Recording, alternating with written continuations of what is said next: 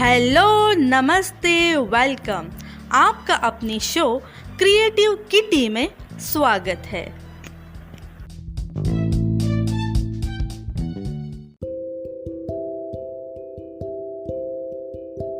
Friends, आज के इस एपिसोड में आप सभी का स्वागत है। फ्रेंड्स, क्या कभी आपने सोचा है कि हम जब कॉल उठाते हैं तो हम सबसे पहले हेलो शब्द ही क्यों बोलते हैं?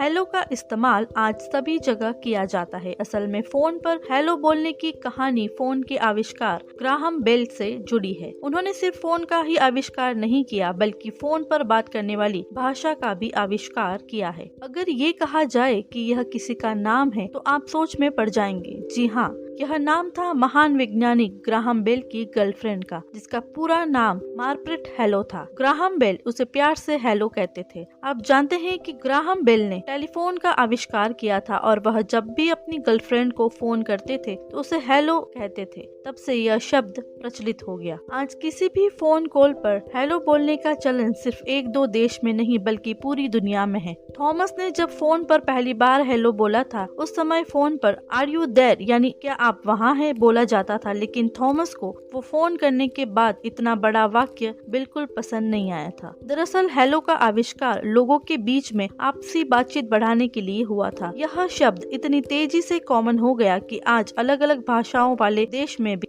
इस एक शब्द को वैसे ही बोला जाने लगा है जैसे अन्य देशों में बोला जाता है। फ्रेंड्स, आज का ये एपिसोड आप सबको कैसा लगा ये कमेंट्स करके जरूर बताएं। और अगर आपको ये एपिसोड पसंद आया हो तो अपने फैमिली और फ्रेंड्स के साथ उसको जरूर शेयर करें। और अगर आप इस चैनल पर नए हो तो हमें फॉलो कर लीजिए और बेल आइकन को प्रेस कर दीजिए। आज के एपिसोड में इतना ही। अगले एपिसोड में फिर मिलेंगे। तब तक के लिए friends, keep in mind, stay home, stay safe, stay positive and keep smiling. Bye bye.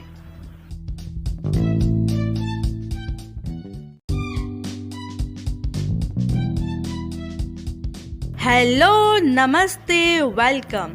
आपका अपनी शो क्रिएटिव किटी में स्वागत है।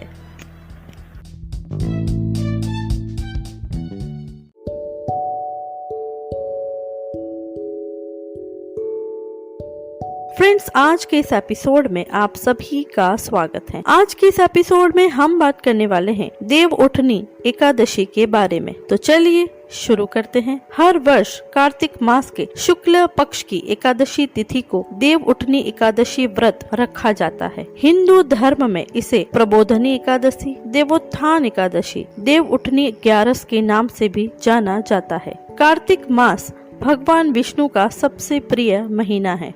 इस दिन माता तुलसी और शालिग्राम की विशेष पूजा करते हैं। इसी दिन श्री हरि 4 माह का शयन काल समाप्त होता है। इसी दिन के बाद से मांगलिक कार्य, विवाह आदि कार्य प्रारंभ हो जाते हैं। तो चलिए जानते हैं देव उठनी एकादशी की कथा के बारे में। एक राजा के राज्य में सभी लोग एकादशी का व्रत रखते थे। प्रजा तथा नौकर चाकरों से लेकर पशुओं तक को एकादशी के दिन अन्न नहीं दिया जाता था। एक दिन किसी दूसरे राज्य का एक व्यक्ति राजा के पास आकर बोला, महाराज कृपा करके मुझे नौकरी पर रख ले। तब राजा ने उसके सामने एक शर्त रख दी कि ठीक है, रख लेते हैं, किंतु रोज तुम्हें खाने को सब कुछ मिलेगा पर एकादशी को अन्न नहीं मिलेगा। उस व्यक्ति ने उस समय हाँ कर ली। पर एकादशी के दिन जब उसे फलाहार का सामान दिया गया तो वह राजा के सामने जाकर गिड़गिड़ाने लगा, महाराज इससे मेरा पेट नहीं भरेगा, मैं भूखा ही मर जाऊंगा, मुझे अन्न दे दो। राजा ने उसे शर्त की याद दिलाई पर वह अन्न छोड़ने को राजी नहीं हुआ। तब राजा ने उसे आटा, दाल, चावल आदि दिए। वह नित्य की तरह नदी पर पहुँचा और स्नान कर भोजन पकाने लगा। जब भोजन बन गया तो वह भगवान को बुलाने लगा, आओ भगवान भोजन तैयार है। उसके बुलाने पर पीताम्बर धारण किए भगवान चतुर्भुज रूप में आ पहुँचे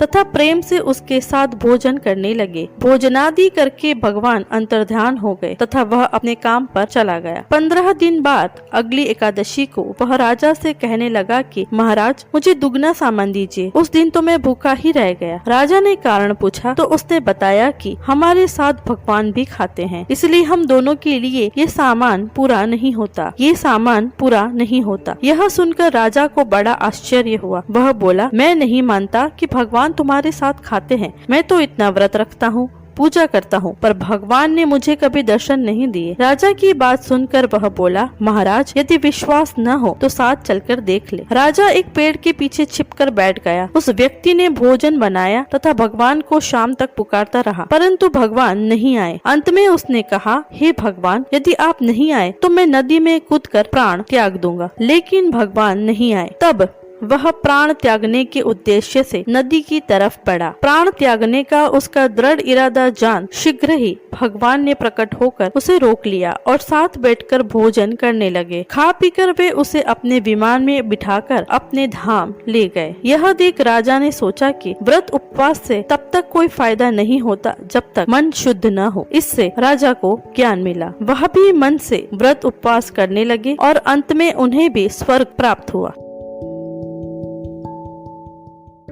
Friends, keep in mind, stay home, stay safe, stay positive and keep smiling. Bye bye.